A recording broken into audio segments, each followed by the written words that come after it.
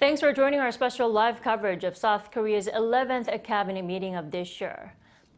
In a moment, President Yoon Suk-yeol will be presiding over the meeting. He is expected to address the ongoing standoff between the government and doctors. It's been over 2 weeks since the doctors walked out on patients in protest against the government's medical school quota hike.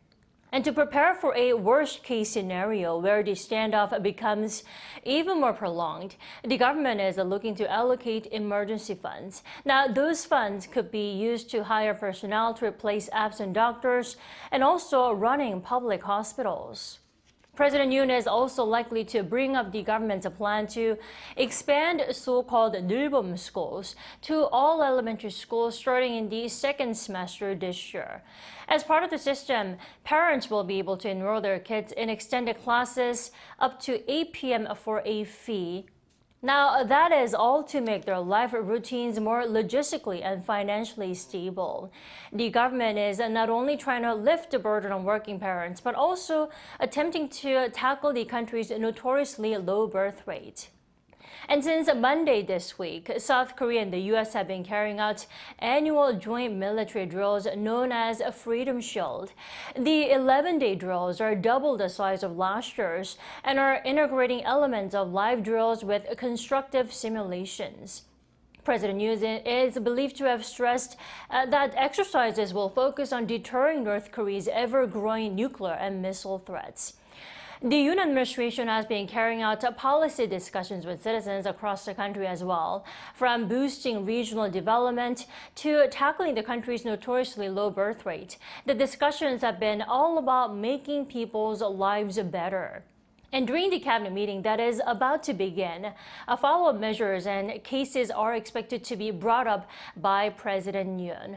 Now, we are still waiting for the country's cabinet meeting, which will be the 11th such round this year. It looks like the meeting is about to begin. We'll come back right afterwards.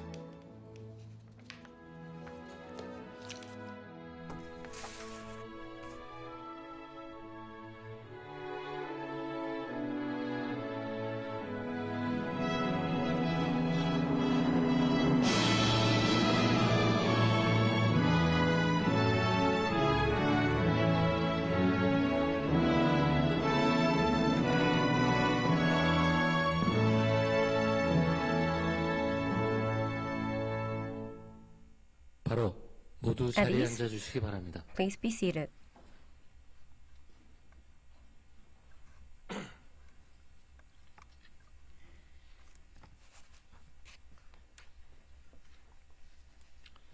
국무회의를 시작하겠습니다. Let us begin the cabinet meeting.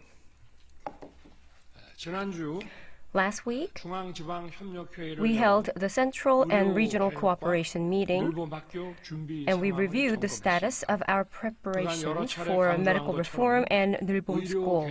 As emphasized many times before, medical reform is an urgent task that cannot be delayed even a moment longer. As I met many people across the country, I felt the urgency of a medical reform myself. Nevertheless, illegal collective action by doctors has been continuing for more than 15 days now. It is truly regrettable that they are turning a blind eye to the desperate pleas of the government as well as the medical community, religious community, patient groups, and disabled people's organizations. Our Constitution and laws grant a very strong public responsibility to the state and doctors to protect the lives and health of the people. The state has a responsibility to protect public health under Article 36 of the Constitution, and doctors have a duty to comply with medical laws to prevent harm to public health. The collective action of doctors is a dereliction of their responsibilities and shakes the foundation of liberalism and the rule of law. We have no choice but to respond strictly in accordance with law and principles against illegal collective actions that put the lives of the people hostage. The government grants licenses to doctors and strictly manages them according to the law to protect the lives and health of the people. And therefore, a doctor's freedom and rights come with responsibilities. Illegal collective action that violates the people's right to life cannot be tolerated ever. This is because the exclusive right to practice medicine comes with a corresponding responsibility.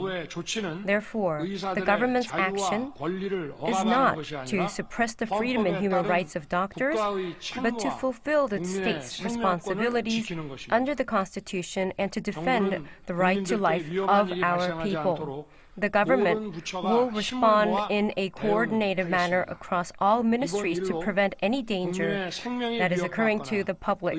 We will mobilize all resources to ensure that people's lives are not threatened and that there are no gaps in medical services. At today's cabinet meeting, we will finalize a reserve of 128.5 billion won to provide medical personnel for essential care, compensate medical staff for their dedication, and provide power and treatment for patients' conditions so that emergency medical services can function reliably. The government will take all necessary measures to protect the medical staff on the field and protect the public. When this cabinet meeting is over, I will personally preside over the meeting of the Central Committee to respond to doctors of collective action. I will thoroughly inspect the situation on the ground and carefully consider the necessary measures. This week, with the start of the new school semester, the Nulbom School program has begun in earnest in 2,741 elementary schools across the country. Nulbom School is the centerpiece of the government's national care system. For the success of this program, our entire society must join hands, and the central and regional governments also provide all-out support by establishing a support system.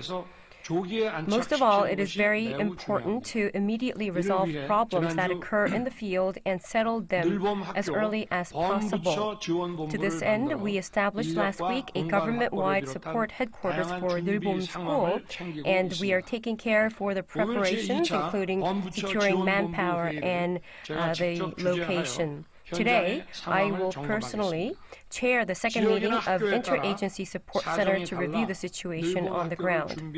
I do understand that it is difficult to prepare for this program because the circumstances may vary depending on regions and schools. And since it's the early early stage of the program, there will be shortcomings. However, even if there are shortcomings, we must make up for them and establish a national care system. We will implement it without a hitch to all first-grade elementary school students in the second half of this year and second graders to next year, to all elementary school students from 2026.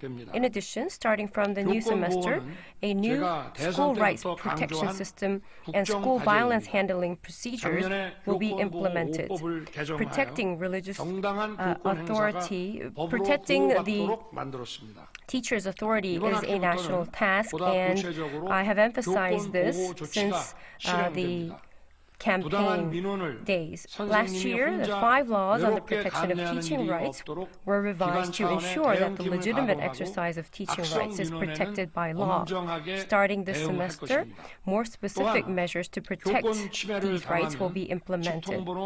We will operate an institutional-level response team to ensure that the teachers' rights are upheld, and in addition, if a violation of teaching rights occurs, you can immediately report it to a hotline number of 1395. If a legal dispute or accident occurs during the course of educational activities, we also will provide support for litigation costs and liability costs. In addition, the investigation investigation of school violence cases will be handled by dedicated investigators, not teachers, and the school police officers will participate in the school violence committee that judges the school violence.